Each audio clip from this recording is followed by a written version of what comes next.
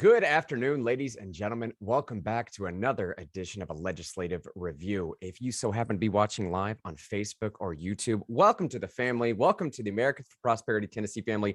Comment in that comment section. We want to, let us know how you're doing, what you're thinking about this program that we put together. If you're watching this back later on Facebook, YouTube, maybe Twitch, send us a message afterwards as well. With these programs, what we're trying to do is bring in some state legislators from around the area and just draw attention to fantastic bills, but also maybe some pieces of legislation that didn't receive the media attention that they were deserving of. And with that being said, today we have the great pleasure of welcoming Senator Shane Reeves. Thank you so much for giving us some of your time today here, sir. Absolutely, Grant. Glad to be here. Appreciate the good work that you do and James does and Tori does in Tennessee. And I'm a big fan of AFP, so I'm honored to share a little time with you. For those in the audience, sir, that may not know you as well as we do here at the Americans for Prosperity Tennessee team, tell us a little bit about who you are, what area you represent, and what brought you into politics. Good question.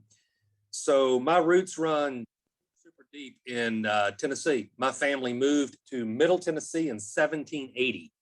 So the Reeveses have been in Murfreesboro, Tennessee for 241 years.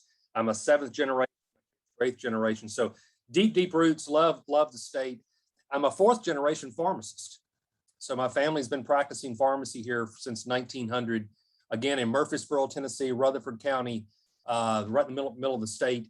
So that's really who I am, professionally. Married, 3 kids. And what really got me into politics and what got me interested in all this in the first place was I've kind of had a heart for public service for about as long as I can remember. Or just service in general has always been kind of part of my DNA, be it at church or be it in my community or be it through my local universities or schools. But I honestly, Grant, just never felt like I was going to have an opportunity to really enter the public arena. I'm still a pharmacist today. I'm standing in my pharmacy office right here, right now. And I own a pharmacy business still to this point in time. And it just didn't seem like the right opportunity was going to present itself. And then in 2017, all the stars aligned. The existing senator was in his seat, was coming up for a special election. And the timing was right for me personally, with my family, professionally, with my business. And at the end of the day, I just love the state. I'm a business guy. I'm a healthcare guy.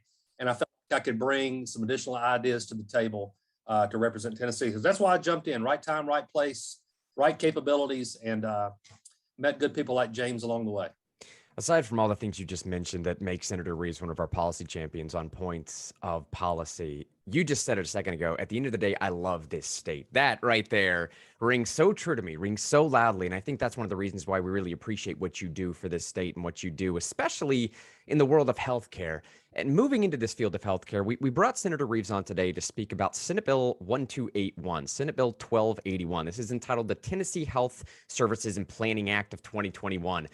It deals a little bit with something called certificate of need, which is a highly complex issue. Additionally, it's an issue that doesn't receive the media attention that it usually deserves because it encompasses so much. But I know this specific piece of legislation was a work in the making for about several years. And again, sincerely, Senator, we cannot thank you enough for the tireless work you put into bringing this bill to fruition. But I want to kick it over to our Deputy Director, James Amundsen, who has admittedly more knowledge base than I do in this area. And James, let's talk about this bill some. Let the people know why it's so important. Certainly, and I would love to give the senator an opportunity to speak about this bill in more detail. Just like you suggested, Grant, certificate of need is not really a kitchen table topic. I don't know too many families that get up in arms whenever there's a certificate of need that doesn't get approved in their particular area.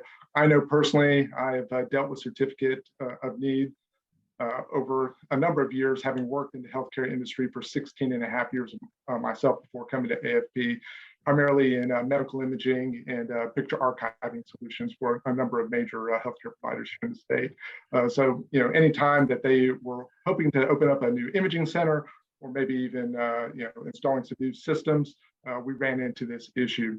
And certainly there's been considerable work done in Tennessee since certificate of need was first implemented. We had a significant reform passed in 2016, but there was still a lot of work that was left to be done. So Senator Reeves, let me just kind of ask you this basic question before we get into the conversation about what this bill specifically does and the history of this development. Just in general, what were you trying to do with this bill in particular, considering we had just had a reform in 2016? Yeah, so James, you might remember I got elected in 18. And so that's true. when I got elected in 18, when I came back in, it's a special election. So the time I actually went in to start working in 19, because I'm a healthcare guy and I work with hospitals and nursing homes and home health and hospices and ambulatory surgery centers and all these groups all over the state that are impacted by this, I just felt like specifically, originally in 2019, I wanted to introduce CON reform that just dealt with two groups. I said, there's no reason you need to have a CON for a hospice. There's no reason you need to have a CON for it to be a home health. If people want to open those agencies and open those different types of businesses, they should not have to go through a legislative process with the government to open up a business. We need more home health. We need more post-acute care. We need more hospice. So the original bill I carried had to do with my own world that I'm in every single day here in Middle Tennessee. Well, what happened in 2019, and I'm sure you remember this, James, there were also like 6 other bills that were filed. So those six other bills did everything from total elimination of the CON to carving out things like emergency rooms, outpatient diagnostic centers, different pieces. So it was kind of a hodgepodge. So what we did was we pulled together in the summer of 19, AFP was at the table for sure. And we said, let's form a working group made up of members of the House and members of the Senate, and let's really work on a larger reform bill, a larger plan. And I know that you remember this very well. We pulled it all together. We rolled into 2000. We roll it out in 2020.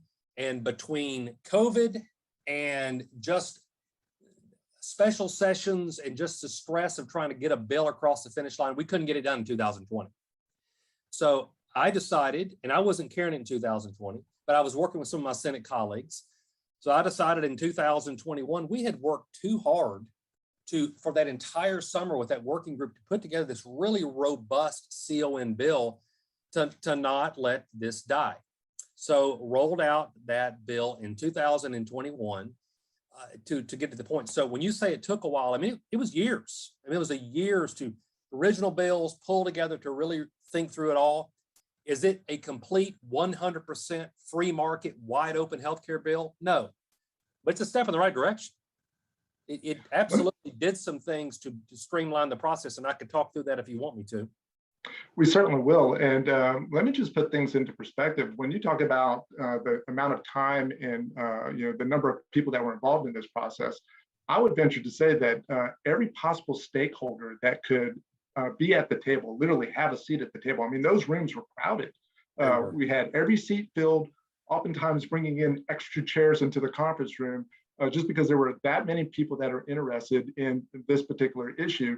And just to kind of give a definition for the average layperson out there, a certificate of need, for all intents and purposes, is basically an application process and a permission slip that the government issues before any new healthcare facility or service is implemented in the state. And there's a couple dozen at this point, different types of facilities and services that fall under these regulations. So just to kind of help folks out who maybe don't really understand what certificate of need is and why it's so important. And let me make one comment dovetailing on that. So to give an example, when I get asked about it, is if you've got a small rural community and you got 40,000 people there and they don't have a hospital there and they're trying to recruit a hospital to come to town, well, in order to get that hospital to move to that small rural community, that hospital wants to make sure they're going to have the chance to come, make the significant financial investment in that community, and they're going to be able to come there and not immediately the next year have another hospital come across the street and put them out of business. So their whole thing is, before anyone else can come to town, at least give us a chance to get on our feet and get our different departments healthy before we actually have to have somebody else come to town to compete. So it's about need. You have to go to the state and you have to justify there is a need in this area for additional healthcare services. I get the whole AFP argument as far as, competition's great and free market's great. These big hospital systems would argue, and that's the people around the table, is we've made these huge investments in these communities. So at the very minimum, if you're going to bring new things into the area, at least give us the chance to pivot along the way to react to it, which is a big part of what we did on this bill. We said, let's continue to move it down the field so that these small hospitals don't totally go out of business, but we are able to bring competition into the market. Absolutely. And as an organization, we do recognize that healthcare is not truly a free market environment. There's so many regulations that govern what certain facilities must do whenever there's a patient that comes, in their doors. So we know that there's certain things that are a challenge when it comes to implementing full, true free market solutions to healthcare. But let's go ahead and dive in to this bill in particular, Senator Reeves. Thankfully, you've been involved in this process for this particular bill, and you understand, kind of where it started, where it ended up. Thankfully, within the Senate this past session, I didn't really have to spend a whole lot of time in your office, but a lot of the controversy was more on the House side. But still, what we originally started with isn't what we ended up with, which is a sign of good legislation. But let's just talk about, let's go ahead and dig a little deeper in what did we actually accomplish with this Senate bill? So this bill really had two big arms to it. The first part of the bill had to do with the front end process. So you can only imagine now, if you are a nursing home in the state of Tennessee and you want to open up a new nursing home in the state of Tennessee, prior to this bill happening, you would have to go before an agency in the state called the HSDA. And in order to justify building a new nursing home in this county, it was crazy expensive. And it could take up to a year. And anyone who wanted to basically file an appeal to stop it could stop it. So what happened is people were like, well, this is crazy. I mean, I'm not going to make the investment to go in there and lose and put all this time and energy into it. So the first thing this bill did, which I personally feel like is probably the biggest thing that's going to make the biggest difference, is we made the process on the front end faster, we made it simpler, and we made it cheaper, which were few big things. A couple other things I thought were big deals. We took the front end process from 135 days to 60 days, reduced the paperwork considerably. We eliminated frivolous appeals by competitors. So if one nursing home doesn't like another one coming in, you can't just frivolously say, well, we don't like it because our local mayor doesn't like it. It can't be frivolous. And another thing I thought was a pretty big deal is you cannot have somebody who doesn't at least live in the same county, the same 35-mile radius. You can't have somebody 2 counties over say, no, don't open that nursing home way over there. That's going to ultimately hurt our census. So the big part of that is it made it simpler, made it cheaper, and it made it faster, which I believe is going to put us at such a better place, James, in 2 or 3 years from now, because a lot of new applications I'm already hearing are coming in. It's faster, and I think that in of itself will push quality, it'll push competition in the marketplace, and which will kind of help us with the next level. The second arm of this bill had more to do specifically with reform. We actually looked at some of the entities that are impacted by CONs. Hospitals are a big one. Hospitals make a lot of their money off of some of the services tied into hospitals like MRIs and PET scans. And what we did was a simple thing is we said, you know what, if there's a county in the state of Tennessee that has more than 175,000 people in it, we can justify having some freestanding PET scans and MRIs come into the community to directly compete with that hospital. There's no reason the hospital should have a total conglomerate of all of those things. So that's a simple change we made. We took mental health hospitals and said, you no longer need a CON for mental health hospitals in Tennessee. If you want to open a mental health hospital, open one up. We've got enough going on with depression and mental health issues in the state of Tennessee. If you want to get serious about it, you should not have to have a CON. We also passed some small parts of it had to do with home health agencies.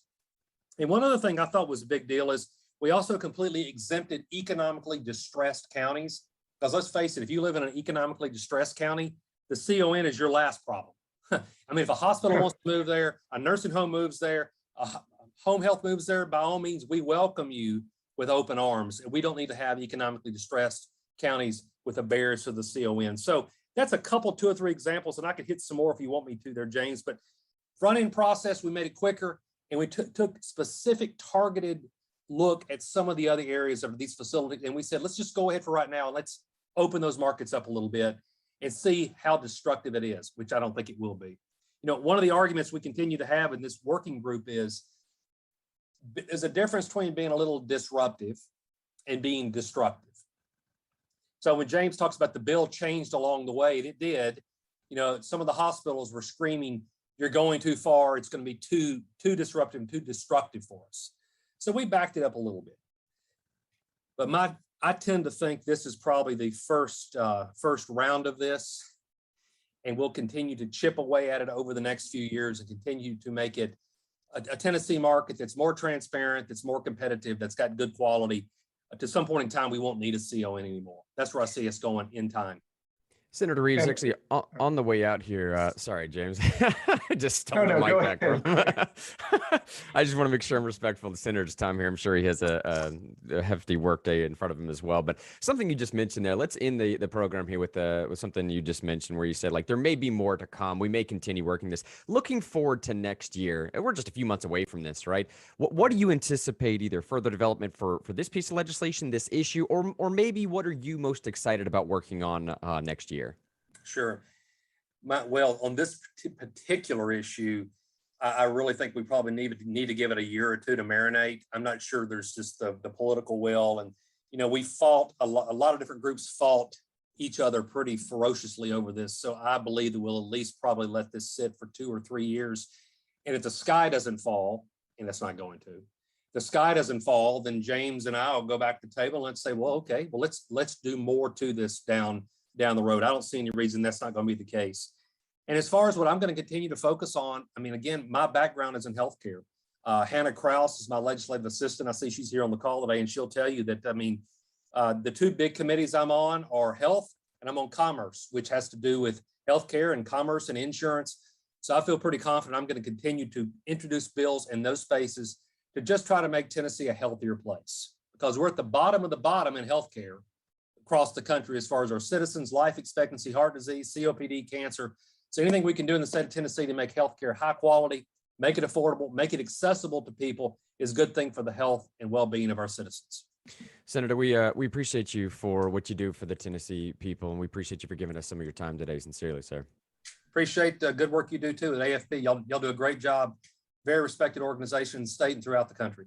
Thank you. And on behalf of the rest of the Americans for Prosperity Tennessee team, myself, James Amundsen, David Thompson out in Knoxville, Mickey Shelton out in the Tri-Cities area, and Tori Venable, of course, the state director herself. We will see each one, every one of y'all later on. Love y'all sincerely. See you later. All right.